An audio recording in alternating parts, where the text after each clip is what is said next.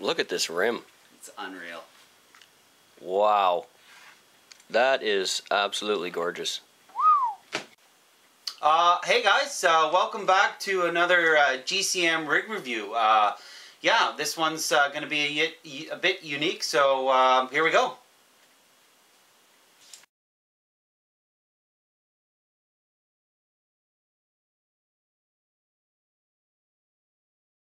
So what we have here today, Sang is with us again. Hey guys. He's becoming almost a regular with us, which is great. Sang was gracious enough to build, buy, get fairly recent, an early adopter in one of the newest re-releases from Kyosho. And he brought it with us today. So we've got the Kyosho Scorpion Re-release, and so we just thought we would bring it to you and do a quick rig review on this beautiful specimen. So why don't you sort of take us through the build and maybe a bit of history and so on, and what this also represents, because I think we got a 22 in front of us also. Yeah, so this is a Losi 22, about 20 years apart in terms of the age of these two. Except this one's brand new. Oh yeah, that's right. Yeah, that's right. This is yeah, this is brand new. It's right. Literally about 3 days old, 2-3 days old. So I'd like to say the paint's fresh, but they dry in 10 minutes. So,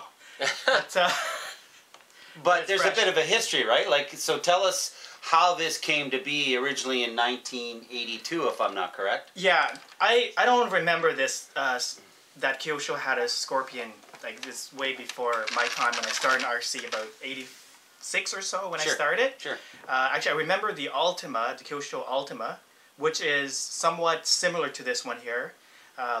Came out, the Ultima probably came out about 3 years later, about 85 or so. Sure. Because I think that's when it won the championship around 1985. And I remember that. I had the RC Car Action issue when that happened. Okay. I was getting the subscriptions, and I remember when the Kyosho Ultima won, it was like, what? Kyosho took the championship. Yeah. That was a big deal. It was. It was. They were. I guess there was Losi back then, and a few other ones that they were competing, and then Kyosho shows up and. Well, Associated was the front runner, right? Constantly, year after year after year, and then the Ultima came and took it, and everybody was like, wow. Yeah. Well, seeing it in person, it is absolutely gorgeous, and it really sort of goes back to that vintage feel. They really captured that again. They haven't changed too much. There are, I believe, a few changes that they did along the way from the 82 version, but it's spectacular, and the box art looks incredible. Yeah. Yeah. As you probably know by now that I'm a fan of box art. Can't go wrong. Yeah. Again, that piece, the yellow that you've done, it looks great, and it's got a lot of aluminum bits. Oh yeah. Really sort of put together well. So how did the build go? Did it take long? Was it easy to build?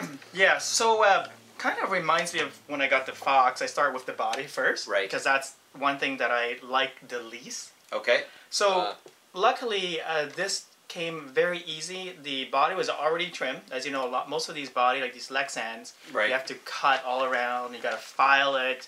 And that alone will probably take about an hour to do a good job.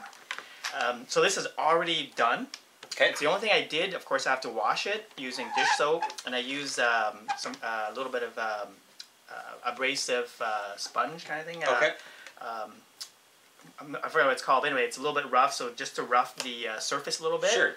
Then I use sandpaper, about 1,000 grit. Okay. And just to add a little bit of texture to the underneath. So the paint will stick, so on and so forth? Exactly, yes.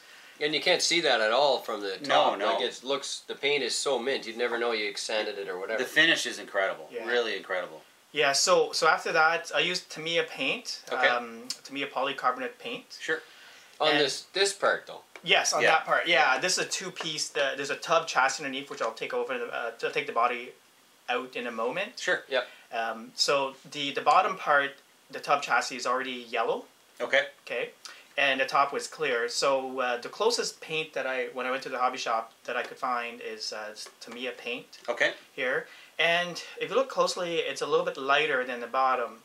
So hard to tell. You've done a good job. But you did a little trick, right? You sort of sprayed the yellow that you got from the Tamiya, and then you went with a slightly darker color yellow. That's right. To achieve your color. Yes. So I painted, at first I thought, oh, this is a little bit too light. Right. About 2 or 3 coats of it, and then I chose a darker yellow from Tamiya, almost orange. Okay. Underneath it. Right. So it will darken it a little bit. Less light goes through, and at the same time, it darkens. Sure. By one touch. So it matches your tub. Yes. Right. Yeah. Right. So it's a closer match. Right. To it. Now I'd say it's bang on. It's 100%. Yeah. So what if any are the subtle differences between what we know of the 82 model and this re-release? Yeah, so like I said, I'd never really seen the 82 model. I didn't really know it existed until about a couple of weeks ago. You mentioned that. Yeah, I'm like, hey, look, there's a new re-release from Kyosho. Who then goes and gets it right away? Bing, bing, bing. Yeah, so awesome. I didn't even know. I heard of the Scorpion. Like I heard of it. I thought it was something different in this, and I Googled it. And I looked. I go, wow. Right. Yeah. And I think the following day I went online and ordered it. Sure. Yeah. So. So again, what subtle differences do you know of that? So of what I've researched or what I did online. Okay. The gears are. I mean, the layout, the gearbox is all the same, but I think they reinforce it more. Like there's some metal in the gear. Okay. Or something to reinforce it. So, that so you a can little use. bit more modern plastics or metals or what have you. Okay, yeah, so for durability. Because as we know, our 80s RCs, especially in the gearbox, they were, some were great, some were horrible, and most were. So this is a nice touch for sure. Yeah. So I don't know if the original has a ball diff or gear diff. Okay. I do remember the original Ultima, which I did have at one time, is gear diff. Right. So I'm thinking it's probably gear diff. Okay. And this one here feels definitely more like a ball diff to me. The reason I'm thinking it's ball diff because it came pre-assembled, right? And just feels a little bit smooth to be a gear diff to me. I think it is a ball diff. Yeah. So that's one of the different that I read and online. The shocks look different, or better quality, or just a better design, or updated. It's probably as close as you get to the original, but a little bit updated. Sure. Probably a little bit stronger than the original one. Yeah. And what else is different? I believe, what I read, the battery compartment, which is pretty cool. It's accessed from underneath. Okay. There's a body clip here, which I might as well open here to show. Yeah.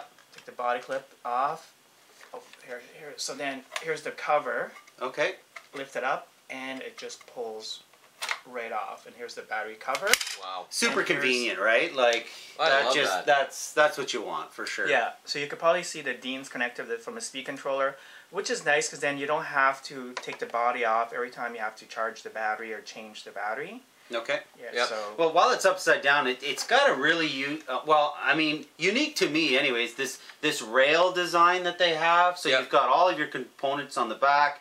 You got sort of a subframe, and then you've got these rails that sort of mirror up with the front suspension and the geometry. Really neat. I really like that, and I guess that's from the original, but still really unique and interesting design. Yeah, it's funny that you mentioned that. That's pretty much one of the only reasons why I got this buggy. Okay. Because of the metal.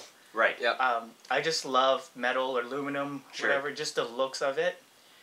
It's just that's one of the things that I like about this. Looks great. Looks really good. Now, the rims, I thought were aluminum. Yeah, me too. And apparently they're not.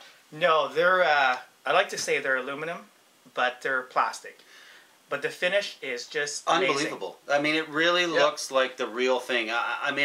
We've all seen lots of rims out there and so on and so forth that mimic a certain design or what have you. These probably are one of the best that show that sort of center line or aluminum wheel. It's just nice. Really, really well done. They even put in the actual lathe turning marks, and like as a machinist, I mean, I can see that in the wheel. And I'm telling you, I swore these were aluminum wheels from the pictures. I had no idea. And so you had mentioned that some of the parts were done right from the factory. So was it a quick build, a good build? How did you like that? Yeah, so this is probably one of my favorite builds. Okay. And speaking from Tamiya guy, I think Kyosho did an excellent job. Sure. The presentation too, from the box, it reminds me of a kit you buy back in the 80s. Oh, nice. You have the nice aluminum parts all displayed on one side, like the arms, the shocks, the shock tower. So you see nice aluminum piece, and it's in what's called I guess a blister pack. Yeah. Yeah. So it's nicely displayed in there, right? It reminded me of your Marui. Oh, yes, right. Coors Thunderbird. Yeah, that's right. Remember when we cracked that open on that video? Of course. Because it's got all the like different parts there. You can see them all as soon as you open the box. Sure. And I Sure, saw if you your haven't seen that, pictures we'll there. link it below so you can get an idea. Also, I like, and I don't know if this is from the original, because I was one of these ones that didn't have the original, or slightly remember it, but it wasn't on my radar. But it's got the 2mm Allen keys all over the place, which is always a nice build, other than Tamiya, which always went to the Phillips, which I kind of found frustrating. So it looks like it really went together really nice. I'm thinking the original one are not hex screws. They're regular Phillips screws, just because I built the original Ultima and I remember those screws. I can't see it going from 82 hex and then all of a sudden 84, 85. Right. They change it around, right? So so that's probably another difference, notable difference right there. So have you run it? Have you been able to experience it in its full capacity yet? Well, that's why I came all the way here to this nice part of Ontario here, where there's a beach about 5 minutes away. We're gonna try it out there, maybe post a video later down the road, or maybe combine somehow this review. Because this to me belongs on the beach. It just definitely is a beach dune buggy. Yeah. It really is nice. Yeah. Well, it's beautiful, Sang, and we wanted to thank you for bringing it. I just wanted to touch on one other thing before we go, but the electronics in it. Maybe we can take the cab off and have a quick look at what's underneath it here. So Tamiya sends their re-release with a 27 turn and electric speed control. Right. Did you get electronics with this? No electronic whatsoever. You just get the bare bone, the kit itself. Right. So the body is pretty neat. It holds by 4 plus a body clip place. It kind of snaps in. There's a nice roll cage here. Again, more aluminum. Yeah, great. Attention to detail here. So I'm gonna pop this up a little bit here. There, cool. And then the back, again, like the detail, the roll cage. Isn't that nice, eh? That's the coolest idea. Yeah, that really works well. So to me, you don't need the body clip. The only thing negative of this is it's pretty tight in the front here. Like, you can't see the video, but the decal is scratched already just by removing the body. So you kind of squish it between the shock towers, right, to get it up and over. A little bit tight, but it looks good that way. And there we have it. So here's the body. Here's the orange I was talking about earlier. Sure. And, we didn't talk about the driver, but I also did the driver as well. I painted the driver before the yellow. Yep, of course. So I decided to go blue and red, but the kit already has decal, like for the driver, like the seat belt and that, but I decided I'm just going to paint it. Really well done. Really awesome. Another great addition, eh? Putting the driver in there. Of course. We need drivers. Yeah. So thanks, Kyosho and Tamiya. Yeah. So let's have a look there. Tip that up so everyone can see the guts of it.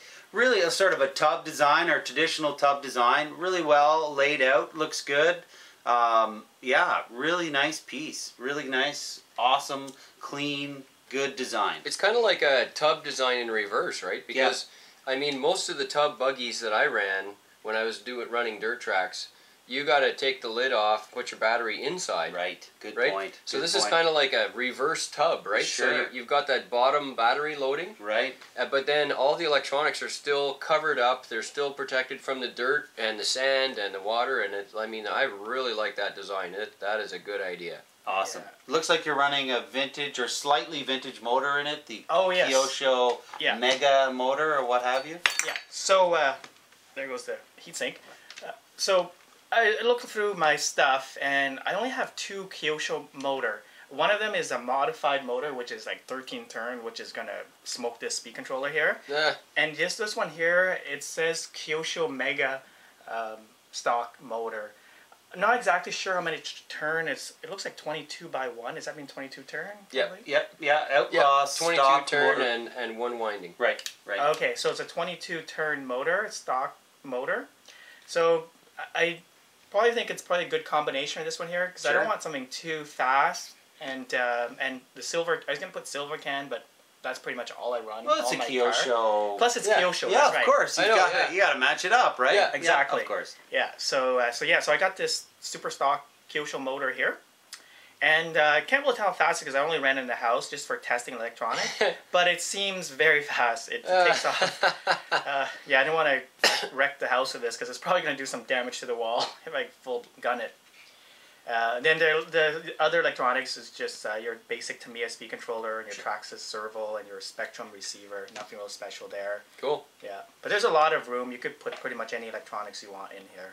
Well, we look at this one here, and we look at sort of the 2012 versus the re-release, but 1982 and 20 years worth of difference. Yeah. I still go back to this one here. This Scorpion is gorgeous.